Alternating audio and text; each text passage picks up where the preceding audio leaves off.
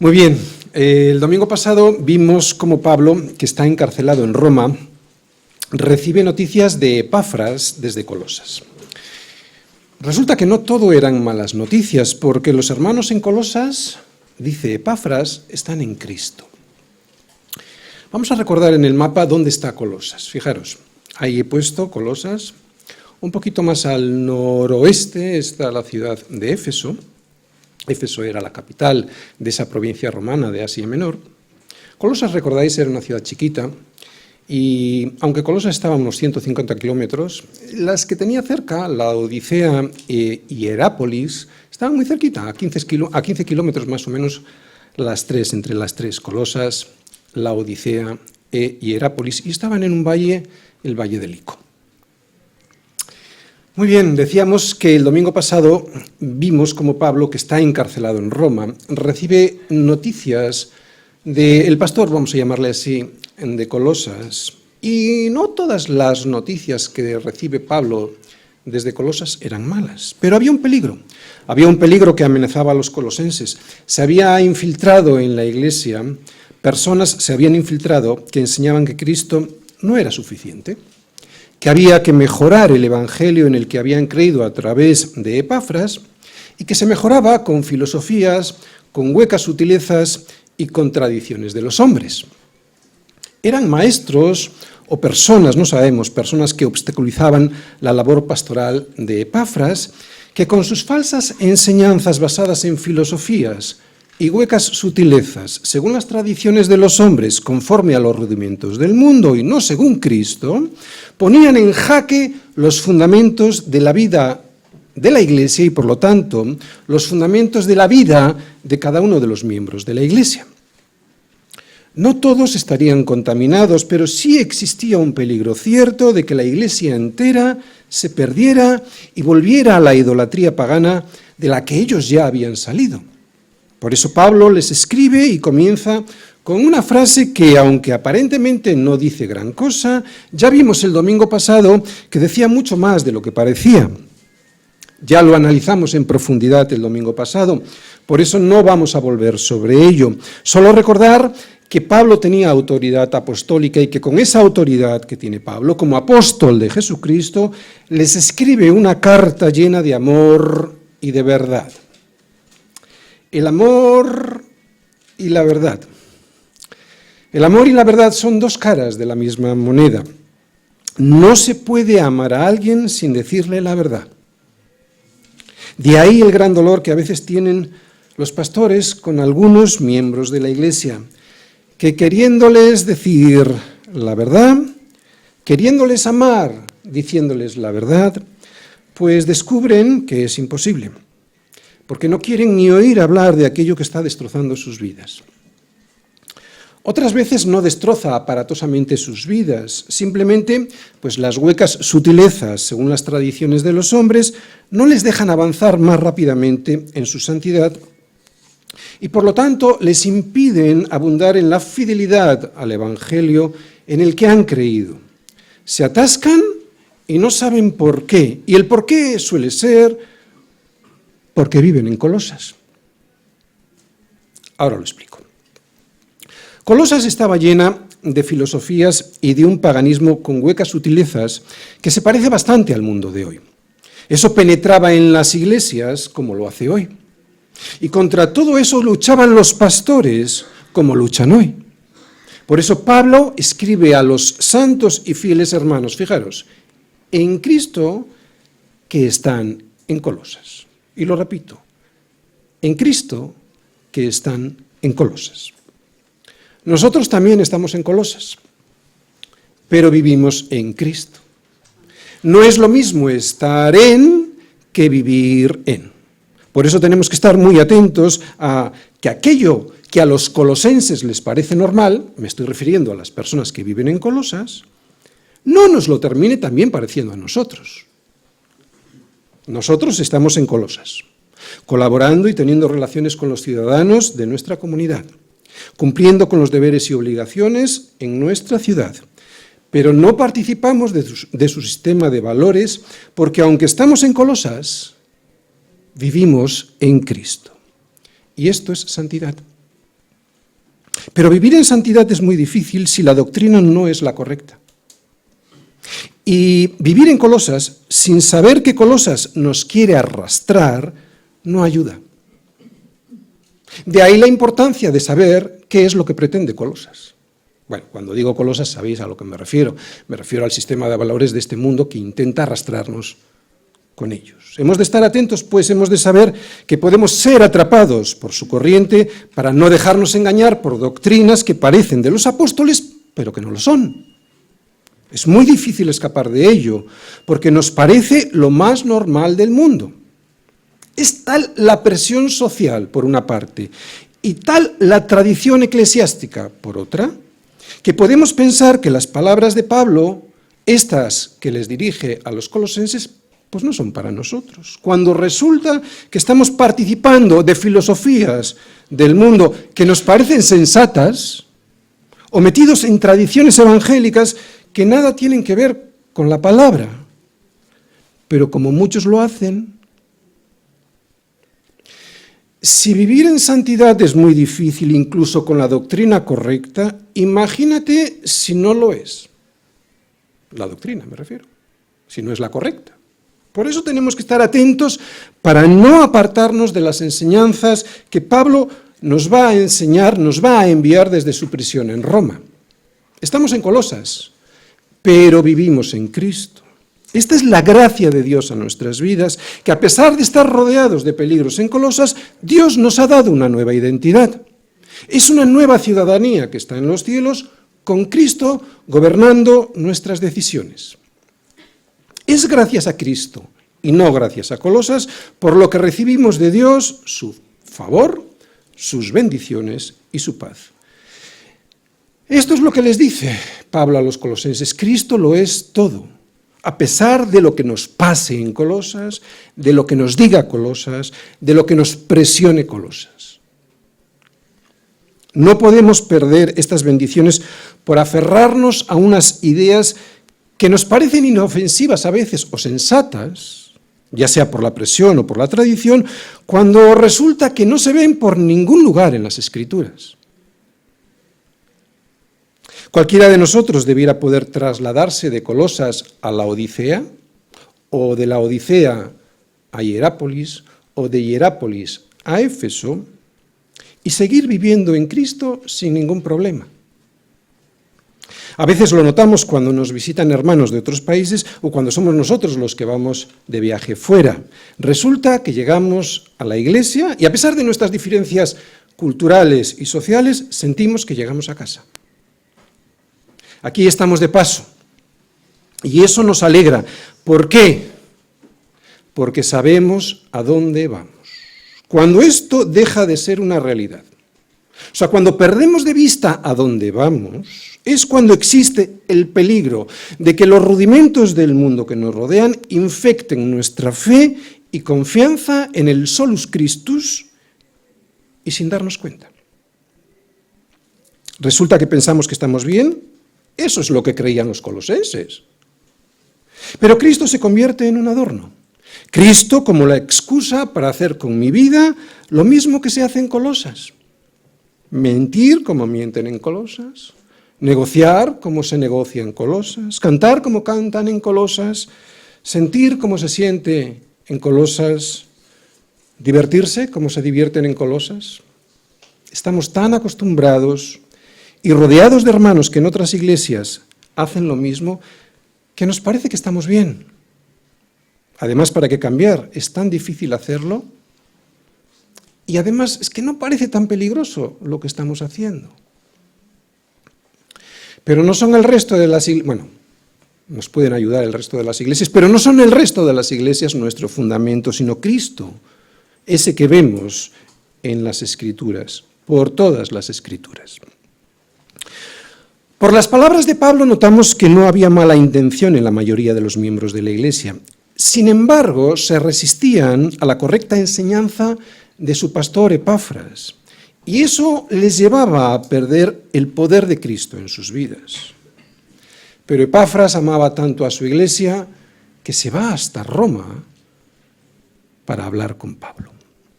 Por eso Epafras avisa y Pablo escribe. Esa es la labor del pastor, avisar y luego mostrar lo que Pablo ha escrito. Poco podemos hacer nosotros más que esto, avisar y mostrar, en este caso, lo que Pablo ha escrito. También orar, y orar como ora Pablo por ellos. Si hoy detectas algo que está mal en tu vida y pones tu confianza en Cristo, sabiendo dónde te quiere llevar, otra vez, la fe en Cristo, pero sin perder de verdad el propósito, que es a dónde Él te quiere llevar, yo sé que esto te va a ayudar mucho a cambiar lo que tengas que cambiar. O sea, nuestra vida vivida en Cristo, no en Colosas, sabiendo que Él nos quiere llevar a un sitio mejor. Es por eso por lo que ora Pablo. Versículos del 3 al 8. Siempre orando por vosotros, damos gracias a Dios, Padre de nuestro Señor Jesucristo, habiendo oído de vuestra fe en Cristo Jesús y del amor que tenéis a todos los santos, a causa de la esperanza que os está guardada en los cielos, de la cual ya habéis oído por la palabra verdadera del Evangelio, que ha llegado hasta vosotros, así como a todo el mundo, y lleva fruto y crece también en vosotros, desde el primer día que oísteis y conocisteis la gracia de Dios en verdad. Como lo habéis aprendido de Epafras, nuestro consiervo amado, que es un fiel ministro de Cristo para vosotros, quien también nos ha declarado vuestro amor en el Espíritu. Sabemos a dónde vamos y eso nos ayuda a producir fruto. Colosenses capítulo 1, versículos del 3 al 8. Muy bien, Pablo, con estas palabras que acabamos de leer, establece el fundamento sobre el cual luego va a corregir lo que tiene que corregir. Pero primero, el fundamento. Cristo es el fundamento de nuestra vida. Este fundamento que es Cristo fue puesto en nuestra vida por Dios al haber oído y luego creído a esa palabra de verdad que es el Evangelio. Y los frutos básicos que surgen de estar asentados en el fundamento que es Cristo, los básicos, hay más frutos, pero los frutos básicos que surgen de estar asentados en Cristo son la fe, el amor y la esperanza. Es de lo que hoy nos va a hablar Pablo. Pero no es la fe en mí y en los demás, no es tampoco el amor entendido como el mundo lo entiende, ni se trata de la esperanza puesta en las cosas de este mundo. Fijaros, nosotros sabemos a dónde vamos. Es una esperanza que está guardada en los cielos. Y eso nos ayuda mucho a producir fruto. Luego lo explico. Nosotros sabemos a dónde vamos y lo sabemos porque la luz del Evangelio nos guía por el camino por el cual hay que ir para no caer. En cuanto esa luz que es Cristo se esconde o se le ponen filtros para mejorarla, y lo de mejorarla lo pongo con comillas, es cuando corremos el peligro de tropezar como iglesia y de no llegar como hay que llegar. Fundamentos todo el mundo tiene. Otra vez, fundamentos todo el mundo tiene, pero si la iglesia, o por eso mismo, si la iglesia no expone correctamente el fundamento de los apóstoles y profetas, siendo la principal piedra del ángulo Jesucristo mismo, buscará edificar sobre otro cualquier fundamento. Fundamento ese que tarde o temprano hará colapsar a la iglesia. Y si se hunde la iglesia, con ella se hunden sus miembros. Puede que permanezca esa iglesia como grupo social, pero sin el fundamento de los apóstoles, entonces no será la iglesia del Señor Jesucristo. Nosotros sabemos a dónde vamos, porque la luz del Evangelio nos guía y nos muestra cuál es el final del camino al que hay que llegar. Y aunque la vida aquí es difícil, a nosotros no nos resulta tan difícil producir fruto, porque sabemos a dónde vamos. El verdadero creyente, sabiendo a dónde va, puede hacer lo que el mundo no puede hacer: amar y ser generoso, sin que le obliguen y que sea una farsa. Y lo puede hacer a causa de la esperanza que nos está guardada en los cielos. Un creyente con esta esperanza en su corazón le da lo mismo si le ascienden en el trabajo o si se tiene que quedar donde está sin promoción. un creyente con esta esperanza guardada en los cielos, pero que está anidando en su corazón, le da lo mismo si hereda de su familia o si no hereda. Alguien así, con esta esperanza guardada en los cielos, puede vivir tranquilo, por lo menos muchísimo más tranquilo que los demás, porque sabe que tiene una profesión mejor y una herencia mejor. Y su herencia es mejor porque está guardada en los cielos. Y además sabe que aquí no le va a faltar nada que Dios no quiera que le falte. Nosotros sabemos a dónde vamos y es precisamente por eso por lo que podemos producir buen fruto. El verdadero creyente, sabiendo a dónde va, puede hacer lo que el mundo no puede. Amar y ser generoso, confiar en Dios y en sus hermanos, no robar ni mentir, no vivir con afán y ansiedad. Tenemos la verdad en la palabra y esa verdad nos dice en dónde estamos y cómo estamos, y también nos dice a dónde vamos y cómo vamos a estar allí a donde vamos. Y eso nos ayuda a producir buen fruto. En la iglesia de Colosas ya se habían sembrado dudas acerca de la verdad. Por eso Pablo les escribe, porque quiere fortalecerlos en el evangelio en el que habían creído y en el que estaban creciendo. Y a nosotros nos pasa igual. Esta sociedad que nos rodea, igual que en Colosas, nos hace sentir que Cristo no es suficiente, que puedo mejorarlo con algo de lo que aquí me ofrecen y que no parece tan malo ese algo que aquí me ofrecen como Epafras me avisa. Por eso nosotros también necesitamos esta carta, para mostrarnos lo que dice Pablo sobre la suficiencia y grandeza de Cristo, para mostrarnos que no necesitamos nada más que Cristo, que con Él y con los frutos que surgen de Él es más que suficiente. Es por esto, por lo que Pablo ora, y es en esto en lo que debemos poner nuestros ojos. Fe en Cristo, que produce amor por los hermanos y confianza en el cielo. Esto, la fe en Cristo, es lo que debe moldear mi carácter y no el aquí y ahora de lo que ocurre en Colosas. Otra vez, sé que es difícil, pero como sabemos a dónde vamos, eso nos lo va a hacer mucho más fácil de lo que parece.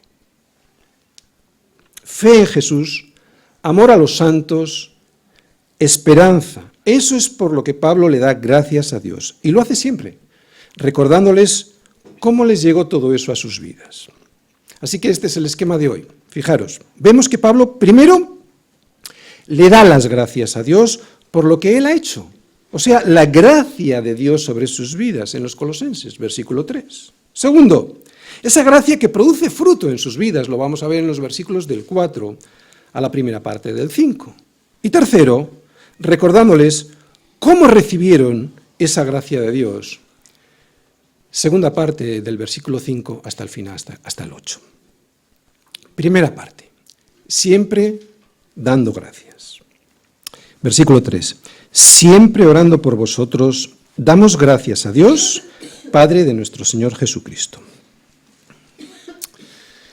¿Te has preguntado por qué Pablo está orando siempre? Probablemente, y supongo que lo hace siempre, porque Pablo sabe que es muy fácil perder esta esperanza guardada en los cielos. Es muy fácil porque nos dejamos arrastrar por la esperanza que ofrece Colosas. ¿Por qué?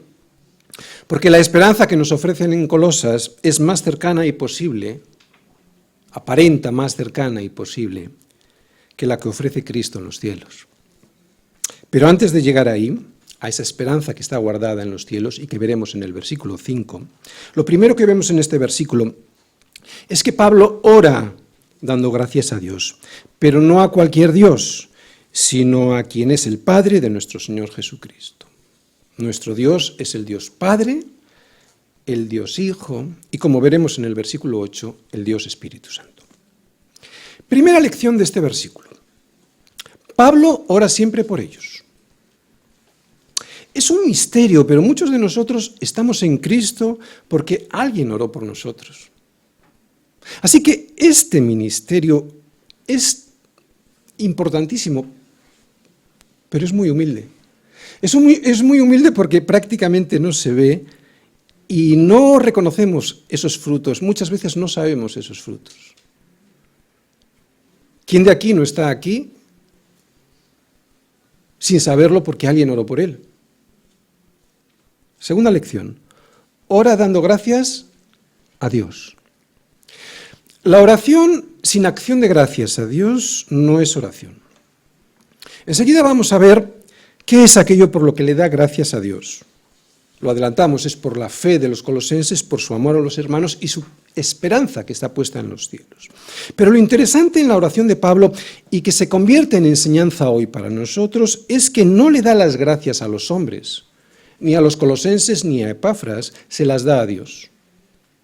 Pablo le da las gracias a Dios porque, a pesar de los errores que ve en ellos, en los colosenses, también puede observar la maravillosa gracia de Dios sobre ellos. Su fe, su amor por los hermanos y su esperanza en el reino de los cielos no son producto de un corazón humano, del corazón de los colosenses, sino el fruto de la gracia de Dios operando sobre ellos. La gracia de Dios es un regalo.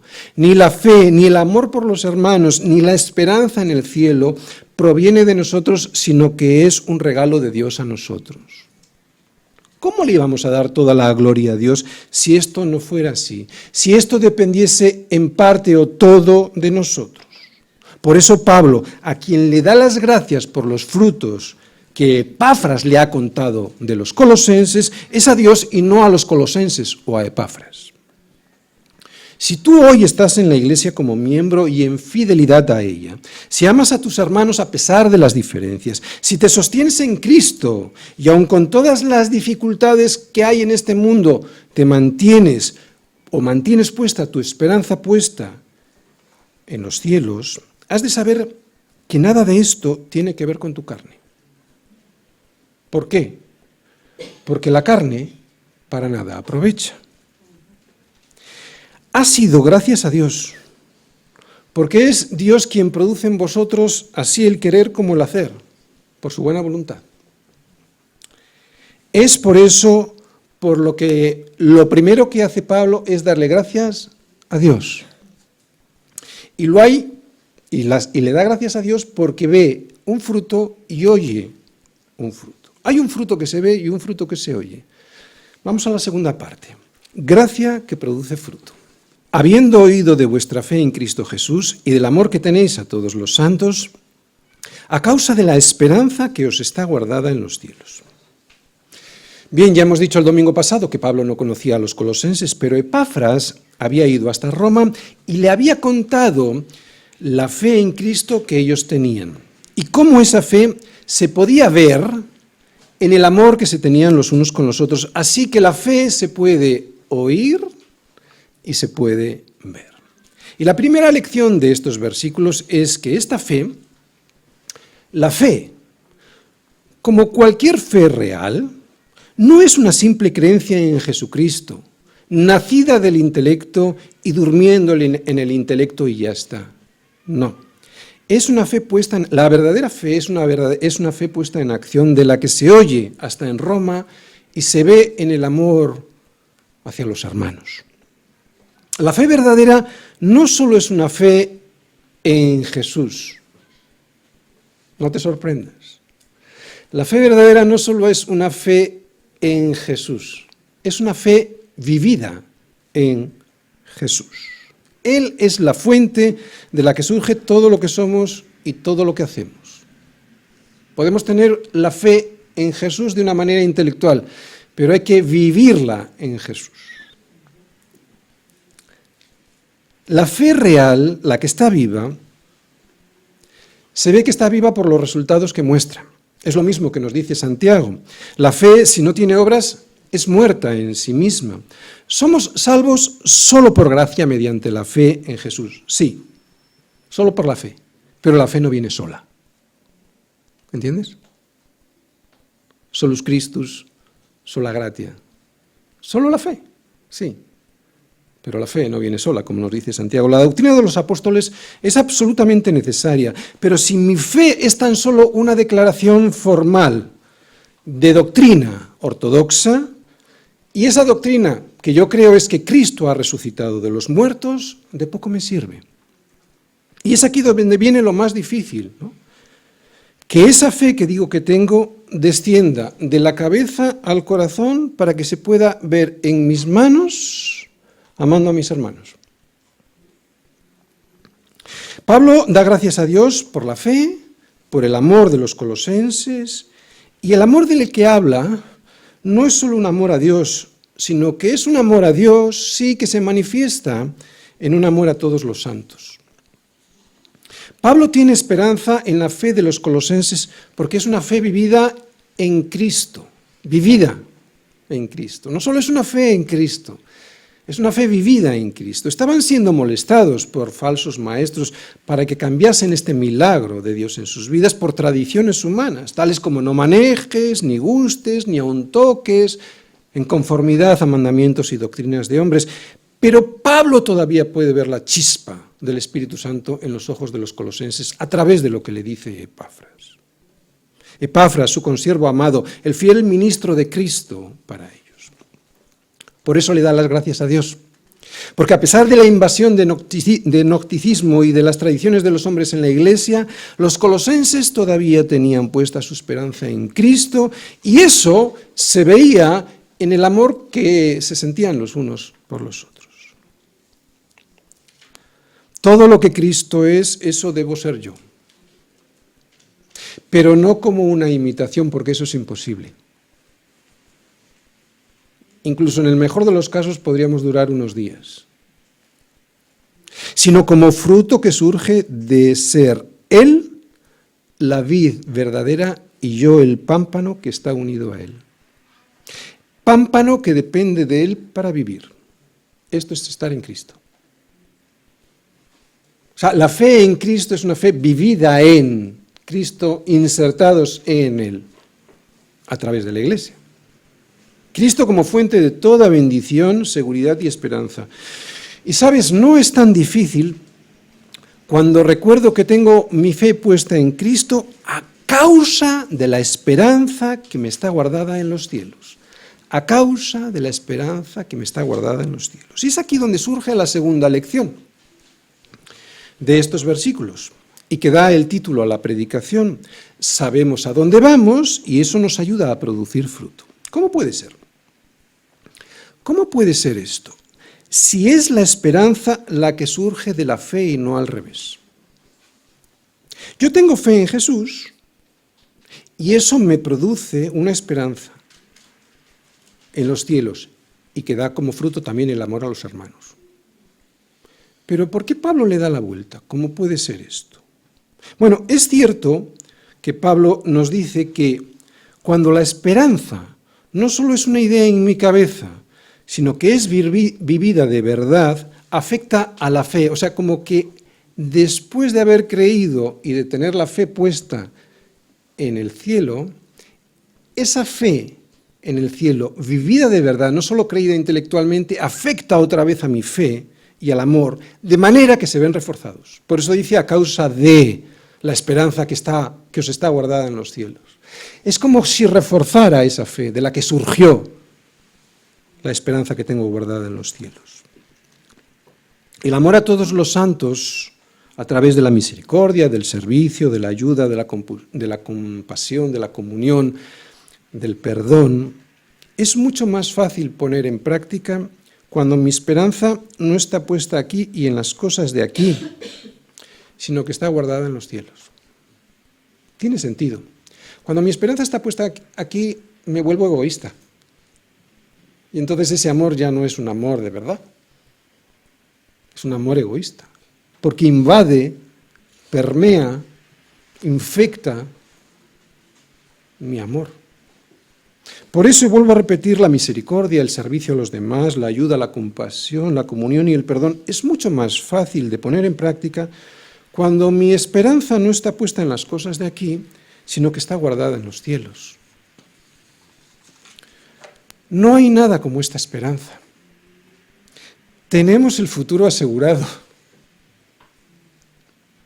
Es por eso que afrontamos el presente con determinación, alegría y confianza. Porque tenemos el futuro asegurado. Pase lo que pase aquí, nosotros tenemos el futuro asegurado y nuestro porvenir en el cielo, donde ni la polilla ni el orín corrompen y donde los ladrones no minan ni hurtan. Como dije en la introducción, el verdadero creyente, sabiendo a dónde va y lo que tiene allí, puede hacer lo que el mundo no sabe ni puede hacer: amar y ser generoso. Y lo puede hacer a causa de la esperanza que está guardada en los cielos. A un creyente con esta esperanza en su corazón le da lo mismo si se muere rico o pobre, por eso puede dar sin esperar nada a cambio. Vivimos con gozo a pesar de los problemas, no por un optimismo sin fundamento, sino que podemos enfrentarnos a los problemas de la vida con seguridad porque, pase lo que pase, tenemos la vida resuelta. ¿Entiendes? Pero esto no solo ha de ser un concepto doctrinal e intelectual, ha de estar puesto en mi corazón vivo. Este regalo que Dios nos promete no es algo que solo debamos de tener en nuestra mente, es una seguridad guardada en el cielo y que se puede ver ya aquí a través de la fe y de la comunión unos con otros. Es solo una sombra, lo sé, pero es la demostración de que incluso aquí, como seres humanos caídos, ya el Señor nos está mostrando algo de lo que tendremos allí. Ser consciente de que lo que aquí tengo ni es mío ni nunca me va a satisfacer de verdad, fortalece mi fe en Cristo, porque que aquí no tengo mi verdadera casa me ayuda a saber que yo puedo ser generoso. Que mi trabajo ni mi posición es mi verdadero futuro me ayuda a no tener afán. Que ni mi dinero es mi seguridad y salvación me ayuda a tener confianza en Dios. Cristo gobierna nuestras vidas y nos anima a dar fruto a través de esta esperanza. ¿Te das cuenta? Cristo gobierna nuestras vidas y nos anima a dar fruto a través de esta esperanza, cuando nos creemos esta esperanza. Vivimos a la luz de esta esperanza. Tú y yo, fíjate bien, vivimos a la luz de la eternidad y no bajo los focos de este siglo que lo distorsionan todo. Vivimos bajo la luz de la verdad. Nuestra ciudadanía está en los cielos y saber que vamos a volver a nuestro hogar guardado allí puede ayudarnos a sobrellevar los problemas que tenemos aquí. Piensa en ello. Tercera parte. ¿Cómo se recibe este regalo? Versículo 5, segunda parte. Esperanza de la cual ya habéis oído por la palabra verdadera del Evangelio, que ha llegado hasta vosotros, así como a todo el mundo, y lleva fruto y crece también en vosotros desde el día que oísteis y conocisteis la gracia de Dios en verdad. Como lo habéis aprendido de Epafras, nuestro consiervo amado, que es un fiel ministro de Cristo para vosotros, a quien también nos ha declarado vuestro amor en el Espíritu. Bien, lecciones de estos versículos que yo luego voy a desarrollar. Primera, que el Evangelio es la verdad. Segunda lección, que el Evangelio es la verdad para todos. Tercera lección, que el Evangelio ha venido a nosotros. No hemos sido nosotros quienes hemos ido buscando el Evangelio. Cuarta verdad o cuarta lección, que el Evangelio ha de ser proclamado para que pueda ser oído y creído. Quinta lección, que el Evangelio ha de ser proclamado por ministros fieles de Cristo que prediquen la doctrina de los apóstoles. Y esos podemos ser, de hecho, debemos ser todos. Hay otras dos lecciones, pero como las hemos visto en los versículos anteriores y en el domingo anterior, pues yo no voy a abundar en ellas. Pero esas otras dos lecciones son: la primera, que la palabra, cuando es predicada de verdad, trae fruto. Es lo que hemos visto en los versículos anteriores. Y la segunda, que Pablo presenta a Epafras como consiervo, pudiendo atraer sobre sí la gloria. ¿No? Entonces, lo que estamos volviendo a ver aquí es la humildad que vimos el domingo pasado de Pablo. Bien, vamos a volver un momento al contexto, al ambiente en la que Pablo escribió a los colosenses, porque eso nos va a ayudar a entender mejor estos versículos, ¿de acuerdo? Sabemos que los colosenses estaban siendo bombardeados con falsas expectativas. Los falsos maestros les animaban, a través de una mezcla de paganismo griego con prácticas ascéticas judías, a experimentar ya, aquí y ahora, lo que el Evangelio les prometía en el futuro. Y eso era una lucha para ellos. ¿Para qué esperar?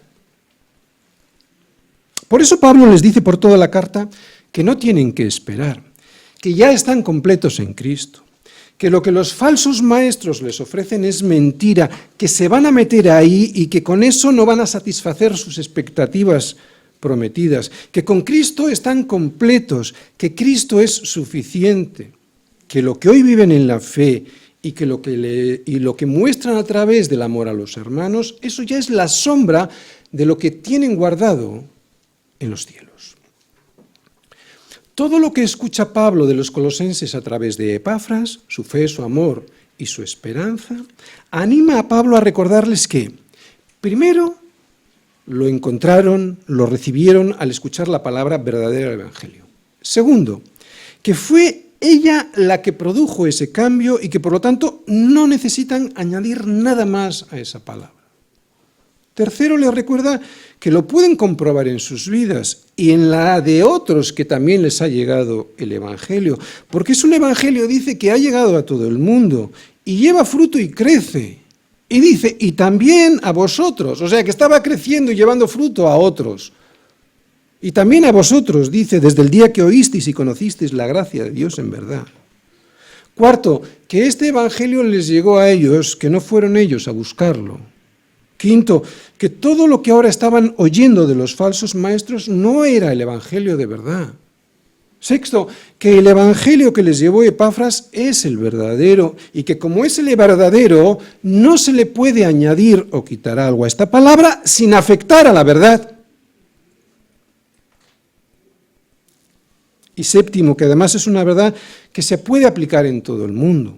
No es solo para ricos o para pobres, no es solo para judíos o para griegos, no es solo para listos o para menos listos, no es solo para las clases altas o para las menos, o para las peor situadas, es un regalo para todo el mundo.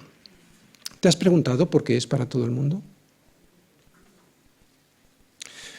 Pues es para todo el mundo, porque todo el mundo, aunque ellos no lo crean, han ofendido a Dios.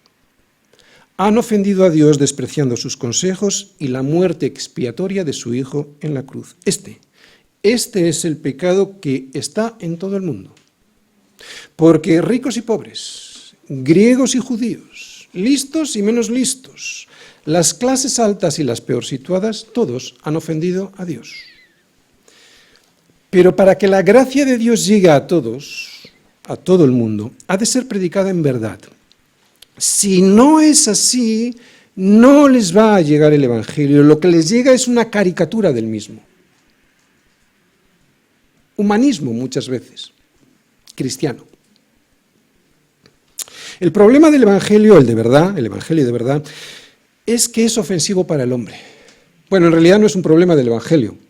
El Evangelio no tiene problemas, lo tenemos nosotros. Pero bueno, para entendernos, el problema del Evangelio, el de verdad, no el que se predica en algunas iglesias o que se puede predicar o incluso en algunas religiones, incluso cristianas, el de verdad, ese que no habla de Jesucito de mi vida, Jesucito de mi amor, sino el Jesús que dice las cosas que dice, ese es ofensivo para el ser humano. No lo es para ti y para mí porque ya hemos sido regenerados en nuestro espíritu por la gracia de Dios, pero sí lo es para el hombre caído, para el que no ha sido regenerado, incluso para nosotros a veces también nos ofende. Es muy fuerte para un hombre así, o sea, alguien que no ha sido regenerado por el Espíritu de Dios, oír que está muerto y que no hay nada en él que pueda ser aceptable delante de Dios. Es muy duro decirle a alguien no transformado por el Espíritu de Dios que todos nosotros somos como suciedad y todas nuestras justicias como trapo de inmundicia. Es muy difícil decirle a alguien que no acepta el consejo de Dios, que desde la planta del pie hasta la cabeza no hay en él cosa sana, sino herida, hinchazón y podrida llaga. Pero hay que decirlo así porque es la verdad. El Evangelio, que son buenas noticias, solo se puede entender cuando sabemos que hay malas noticias. Malas noticias que nos llevan a la muerte. Claro, es que si no, no se acepta. Si no aceptamos que tenemos malas noticias en nuestra vida, ¿para qué aceptar las buenas del Evangelio?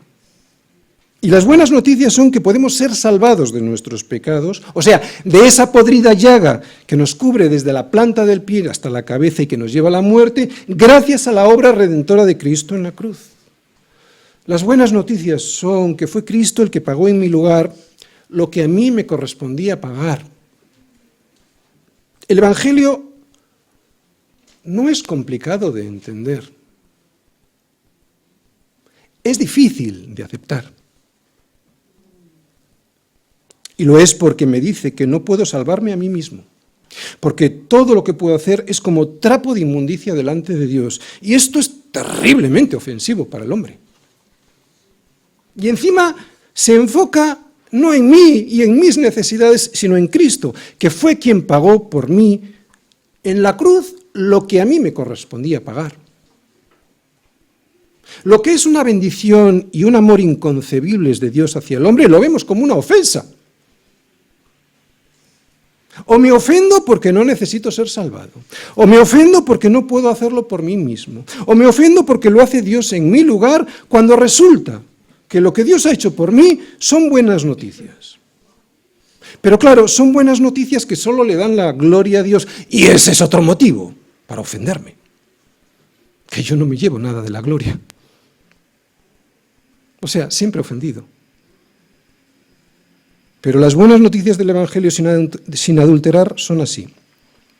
Buenas noticias que me anuncian que hay una muerte suficiente por mis pecados si me arrepiento de ellos. Claro, primero los tengo que ver. No puedo escaparme de ello, de mi condición. Buenas noticias que me dicen que Dios me ha reconciliado con Él a través de la muerte de su Hijo en la cruz. Y las buenas noticias les llegaron a los colosenses porque Epafras les predicó el Evangelio de verdad. Por eso lo pudieron oír y creer. El Evangelio es un mensaje que debe ser proclamado para que pueda ser oído y creído. Dios quiere que sea así. Podía haber utilizado otra fórmula, pero Dios quiere que sea así. Y para ello utilizó a Epafras, un consiervo de Pablo que fue un fiel ministro de Cristo para los colosenses. Ellos estaban en Cristo porque Dios les había enviado un siervo fiel que les predicó la verdad. Y hoy todos estamos sentados aquí porque alguien como Epafras nos habló del Evangelio de verdad. El Evangelio contiene en sí mismo el germen del crecimiento. No hace falta añadirle o quitarle nada.